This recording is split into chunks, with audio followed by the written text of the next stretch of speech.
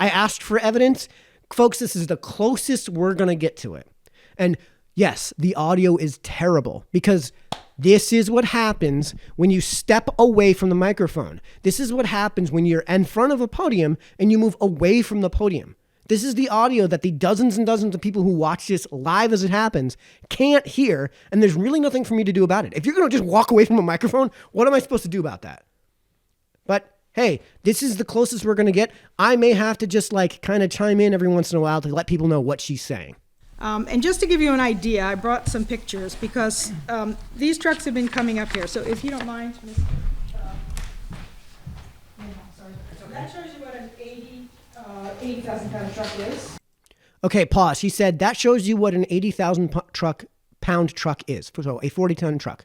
She's not showing the truck going across the road. It's an example of a truck, and we don't get to see it. And I will hold it up. So this is on my road, on Chernisky Road, just on April 1st. That is the truck that's circled. This is a 40-ton refrigerated truck from a So this is a 40-ton refrigerated truck on Chernisky Road. She explained the type of truck just a second ago. A company called Ginsbergs.com, which is in Hudson, New York. It's an Ginsbergs.com. It's a company in Hudson, New York. Hour and a half from here. So obviously, they're hour and a half from here. using maps to, They're using Mappy Maps, whoever that is. Get shortcuts. And they may not To get even shortcuts. be aware that they're taking these roads. It comes up on your Apple or your Android and it says, save 10 minutes. And here's another one. This is a company based out of West Haven. So those trucks are coming and they're big. That's an 80,000 pound truck. Hold on. Excuse me, folks. So it's an 80,000 pound truck. The truck that she's talking about, the refrigerated truck she's talking about, that's not an 18-wheeler. That's a triaxle truck. That's a plain old-fashioned single-frame truck. If it's 40 tons, it's already way over the weight rating for even an 18-wheeler. Which means we have an enforcement issue here, not a policy issue, not an engineering issue, not a design spec issue, not an architectural issue. We don't need to build a covered bridge. We just need to send a cop car up there. We don't need speed bumps. You just need to send a cop car up there. And by the way, I have a phone too. And I've been in landscaping for 25 years. If you think that that I haven't driven giant dump trucks with giant trailers behind them, you're just wrong. You're just wrong. I've had to deal with weight ratings before. I had the situation where the directions that were printed out for me when I was working for True Green had me going over this tiny little bridge next to 136 in Easton, I think. It was either Easton or Weston, right? And I had to stop, and I had to turn around in somebody's goddamn driveway because I was way over the weight rating, right? If you think that guys aren't doing that, you're out of your mind. And quite frankly, I've done this before where I pull out my phone. Let me see where my phone is. Yeah, I pull out my phone. Right. And I say, oh, there's my phone. Let's look up directions to this. And I'm in my just the truck I have now, the truck and trailer I have now. And I look up and I'm like, I could go there.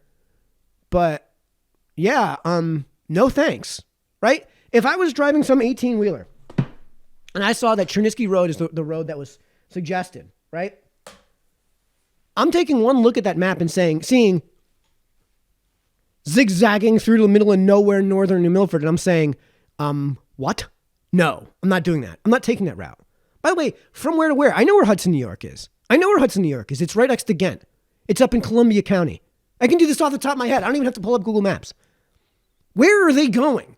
Where on earth are they going? If they're going down Chernisky Road. This seems to me, again, not only a dubious claim, but if that's the case, if the destination isn't on Chernisky Road itself, and if it is, you have no complaint. Deal with it.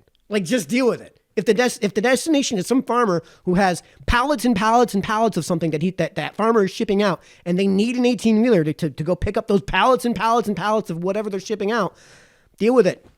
Deal with it. You know? If it's a farmer who needs pallets and pallets and pallets and pallets of something, which farmers do all the time, and they're going to that farm, deal with it. But if that's not the destination, I would love to know what the heck the destination even is. I would love to know who the driver is that's seeing that on their maps and saying, yeah, sure, whatever. I would love to have some evidence for this claim beyond just, here is an example of remember how I talked about the goalpost moving? I said 18-wheelers is what the claim was before. 18-wheelers regularly traveling down that road. Now we're talking about large trucks. that are already way over the weight limit, which again is an enforcement issue, not a design issue. It's an enforcement issue.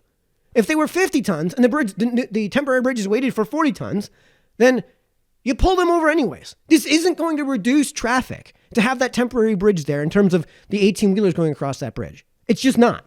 It's obviously not. It's self-evidently not.